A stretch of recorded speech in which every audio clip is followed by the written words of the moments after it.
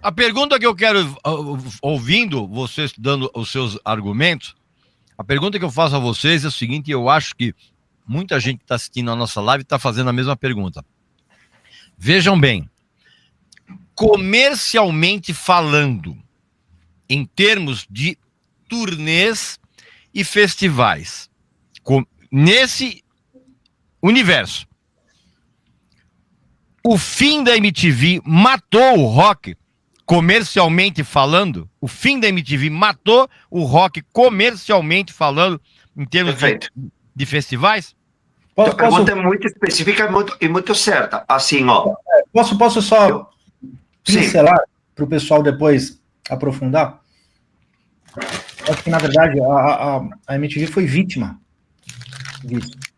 Porque ela foi a primeira a sofrer essa falta de... essa profusão de ofertas. Então, ela passou a não tocar mais música porque ela percebeu que a música era focada em bolhas, e se ela fizesse programas que não fossem de música, ela ia estar atingindo mais gente. Então, na verdade, ela foi vítima, ela não foi a causadora. Mais ou menos, tá? Mas tem uma lógica interessante no que você trouxe, tá? Aí, o processo. O processo é uma banda legal, que tem um hit legal, toca em bar. Vai uma gravadora, olha essa banda e diz, eu vou investir. Gravadora investia dinheiro e investia dentro de onde? Da rádio ou MTV, seja com jabá ou com o que seja, certo? Pronto. Esse é o processo normal da vida. O que acontece agora? Ninguém investe nada em nenhum lugar, e quando se investe é porque existe um movimento que não é movimento. Não um movimento. Então vamos lá. Segundo o que você está falando aqui, Regis. Eu vejo, por exemplo, ontem, aquela banda dos moleques que você apresentou na entrada, que aliás, como se chamam? Venere vai Vênus. Venere vai Vênus. Banda incrível, visual super legal, jovens. As 3 músicas que escutei para mim são hit, tem música. Esses meninos, que deveria rolar? Exatamente como era o processo. A rádio deveria pegar, ou seja, a gravadora, a rádio deveria tocar, deveria ter o videoclipe em alguma TV e nos programas de TV, e assim a mídia ia consumir e ia entender. Se vocês vão no processo que está rolando com aquelas sertanejos, com aquelas bandas também de merda de lá de funk carioca, então, eles continuam esse processo. O processo é o mesmo, tá? Eles pegam, colocam, investem dinheiro, colocam na rádio, como era antes, colocam na TV. E isso, então o processo, na verdade, eu vejo assim... Eles continuam fazendo clipes, Paulo. E continuam fazendo clipes, é isso. Então o processo não mudou. Então aí eu vou no processo, aí o meu entendimento é o seguinte, eu me lembro da época da MTV, tá? Que eu lembrar uma coisa, Fabinho, tá? A MTV decidiu um dia que se acabasse com rock farofa. Decidiram eles, porque o grunge estava aí. Eles um dia decidiram e falaram assim, acabou. Vamos mudar o conceito, vamos mudar a moda, vamos mudar tal. Pum, apareceu o grunge. Eu me lembro... Peraí. Você acha realmente que foi a MTV que decidiu? Ou foram as pessoas que decidiram e a MTV virou e falou assim, vamos parar de tocar esses farofas? Modas, eu acho que é uma moda. Eu acho que é a seguinte, são modas. A moda, assim, um dia a moda está com calça toda apertada e outro dia, se você vê, a moda, ela não vai para calça média. Ela muda drasticamente no ano seguinte e já tem a calça toda subida aqui de novo. Olha como estão as mulheres agora com aquelas calças dos anos 80. Aí você vai ver no próximo ano, próximo verão, aparecem todas com a calça apertada. Por quê? Porque a moda precisa consumir. Como os produtos se voltam menos, deixa de se consumir. Como agora alguém já está decidindo, nós estávamos falando na vez passada que já alguns artistas já estão de queda, Porque alguém decide que acabou essa história porque precisa girar o dinheiro para criar novas coisas. Só que nem sempre acerta. Eu acho que, eu me lembro na MTV, cara, eu me lembro claramente, quando começaram a colocar CPM 22, não, primeiro, Raimundo sempre esteve, mas CPM 22 já achei duvidoso, mas legal ainda. Aí passou o outro lá, como é? Falem, por favor, que pareceu CPM 22, mas um pouco mais light. O NX0. NX0. E era um pouco mais light, pop, mas ainda você durava. Aí, qual que apareceu? Apareceu o Restart. Na hora que apareceu o Restart, eu falei, acabou. Eu lembro claramente porque eu estava na MTV. Eu fiz uma entrevista com o Bruce Dickinson e eu falei, acabou a MTV, entra o Restart, como que eles voltam? Sabe? Aí só foi caindo, porque a música, eles não entendem que o roqueiro, e no caso da música rock, ele sustenta como um movimento nichado, de que você falou, Fabinho, é nichado, mas o rock sempre manteve um ecossistema de consumo. O problema é quando eles querem pegar um outro ecossistema, e aí arrasou com tudo. Eu tenho certeza que aí, não vamos esquecer que a 89 também caiu, tá? Naquela época. Sérgio, como é que você vê isso aí, Sérgio? Tá, com todo respeito aos profissionais que trabalharam lá, muitos dos quais eu admiro profundamente, a MTV para mim nunca foi parâmetro de nada. Tá? Em 1992, o Art Plan organizou um Hollywood Rock baseado essencialmente nas bandas que tinham alta rotação na MTV.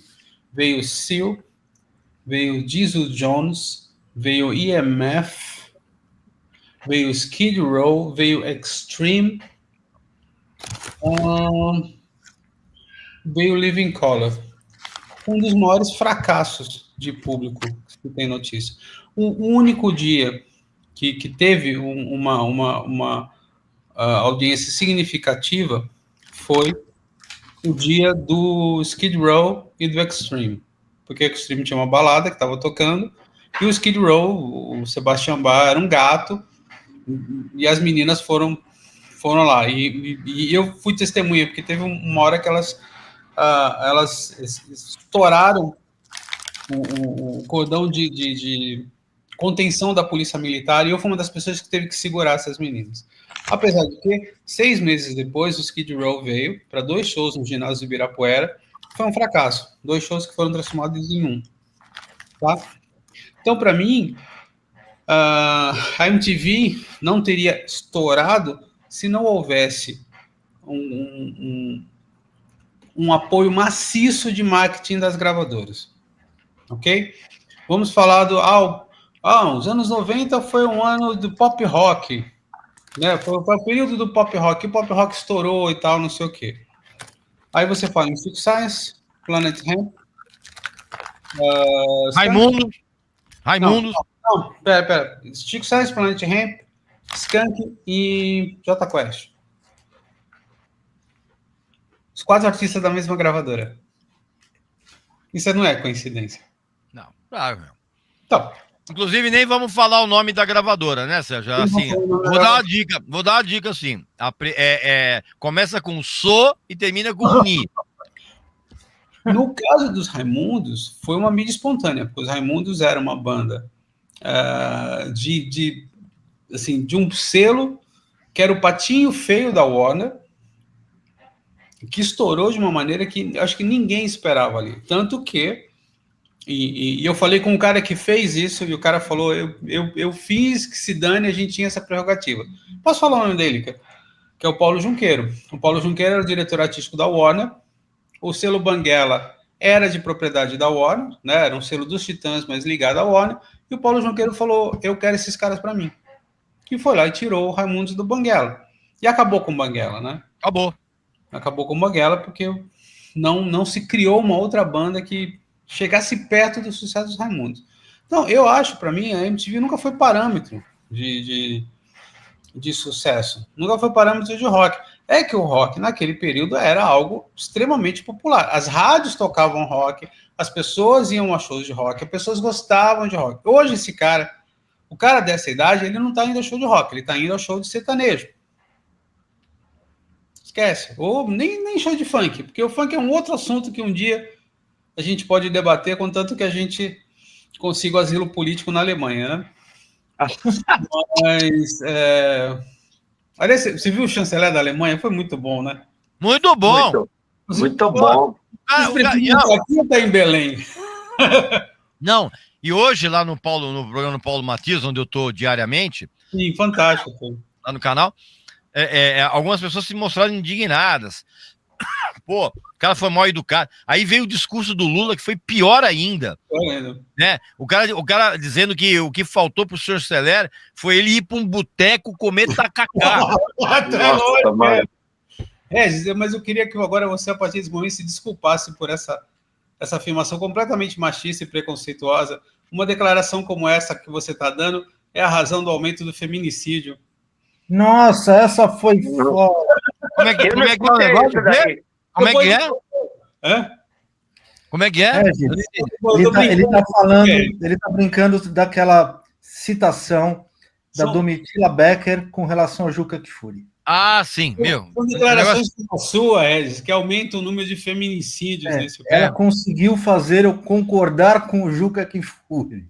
Incrível, né? Incrível. Então, para mim, a MTV não é parâmetro. O que houve foi, assim como nos anos 80, no qual você pontuou muito bem, você sempre pontuou muito bem. O que houve foi as gravadoras falando, pô, esse negócio de rock aí, eu acho que vai render uma graninha para nós, né?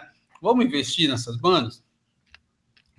E eu não estou duvidando da qualidade de nenhuma dessas bandas. Não estou duvidando de Paralamas do Sucesso, de Titãs, de Ira, de Ultraje nos anos 80, assim como não estou duvidando da qualidade de Skank, Patofu, Raimundo, Chico Sainz e Planet Ramp.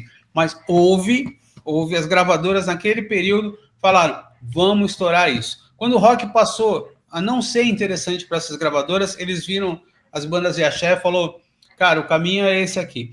Quando as bandas de axé não foram mais interessantes, eles viram a turma do sertanejo universitário, foi o caminho esse aqui. Para mim, a MTV nunca foi parâmetro de nada. Ela era um selo de qualidade, o que muitas vezes fazia com que o executivo na gravadora falasse, tá bom, pô, a MTV falou, de repente a gente faz. Mas para mim ela nunca foi parâmetro. Pelo menos no Brasil, ela nunca foi parâmetro. Era uma emissora que todo mundo sabe, dava traço de audiência. Traço. Verdade. Traço. Não é nem 1, 2, traço. Então, qual a relevância da MTV? E aí, quando passou a querer tocar pagode e axé, perdeu o público que tinha.